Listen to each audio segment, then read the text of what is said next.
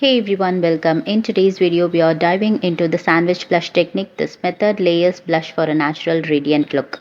This one comes from JLo's makeup artist Scott Bandress to perfect the art of sandwich blush.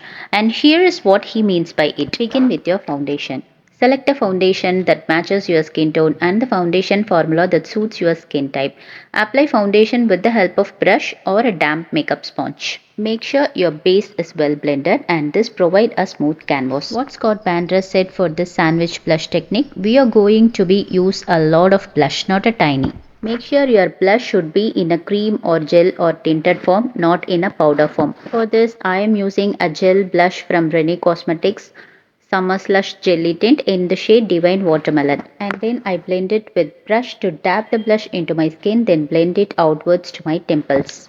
After blending the blush, he said that add a little more foundation over the blush and then blend both seamlessly into the skin and it provides more natural finish and I did it and the result was wow. By sandwiching the blush between the layers of foundation, you can achieve a more natural and blended appearance.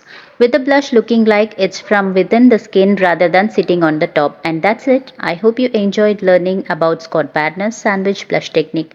Don't forget to like, comment and subscribe for more makeup tips and tutorials. See you in the next one. Bye.